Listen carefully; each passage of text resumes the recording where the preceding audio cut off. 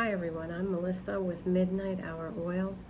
I wanted to come out and share with you a couple dreams I was given over the past week and just what I believe the Lord is communicating to His body through these dreams. I believe both of these messages are for the whole body of Christ. In the first dream, this was about a week ago, in this dream I had made a decision to adopt a little boy. My husband and my family and I were all in agreement to adopt this little boy. But next, I was like in this, I don't know, like a city, and there was a little girl. She was maybe 6 or 7, and she was by herself. It was like she was abandoned or orphaned. And so I went up to her, and she had, like, in her hand a world map, meaning she could have been from anywhere in the world. And I said to her, I said, all you need to do is ask the United States for help. If you want help, that's all you have to do is ask. And she said to me she wanted help. And so I took her with me, and I was going to sponsor her, all right? And I remembered all I had to do was go home and get my family's approval in order to sponsor her. When I woke up from that dream, I was pondering it, and I was given the scripture Colossians 3:11. The Holy Spirit just impressed that on my spirit. And when I looked it up, it says, here there is no Gentile or Jew, circumcised or uncircumcised, barbarian, Scythian, slave, free, but Christ is all and is in all. So I think the message is pretty clear here. The Lord wants us to be reaching out to our brothers and sisters across international race lines, and really care for one another, not just those in our own community or our own nation, like the little boy I was going to adopt, but we need to sponsor, to help the people that we know are struggling in this world. And and I think that right now we have more Christians being persecuted in nations that we would never have guessed, Canada being number one in my mind. And I know there's others, and especially with the VAX being forced on many of these people, we need to be praying for them, and we need to let them know that we care about them, that we recognize we are in this together. We are one in Christ, in His Spirit.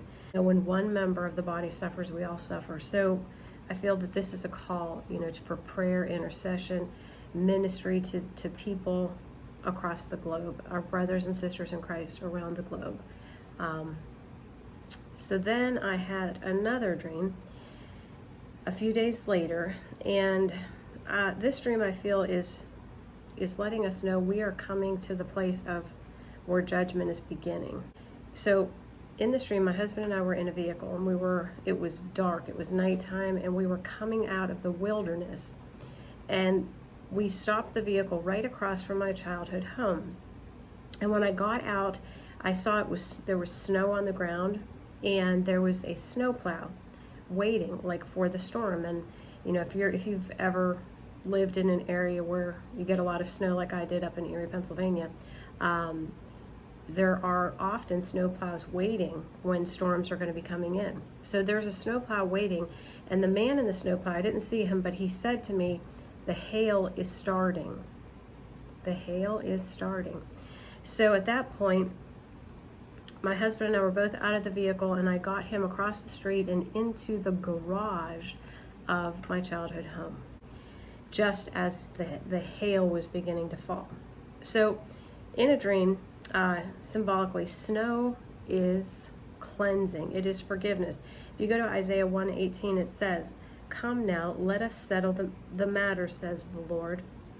Though your sins are like scarlet, they shall be as white as snow. Now, hail, pretty much any way you look at it, is judgment, punishment, destruction coming. So again, snow is symbolic of cleansing. And I believe that's what is going on right now in the body of Christ. She is being cleansed. She is being made ready for her groom, the Lord Jesus Christ, to come and get her. The bride of Christ needs to be without spot or wrinkle. All right, so that's also comparable to the wilderness, to coming out of the wilderness. And what happened when Israel came out of the wilderness? She came into the promised land. So I believe we are at the verge of coming into that promised land.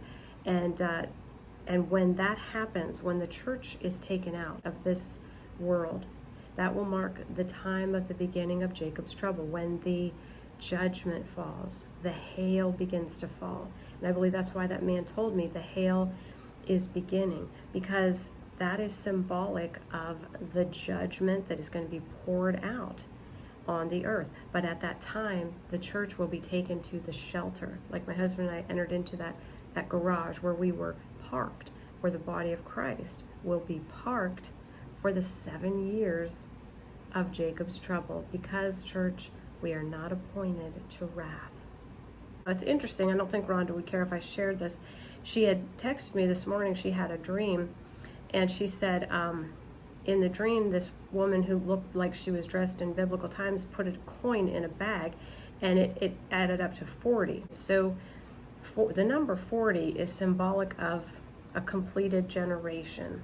Okay, it's the number of years that Israel wandered in the wilderness until they were led into the promised land.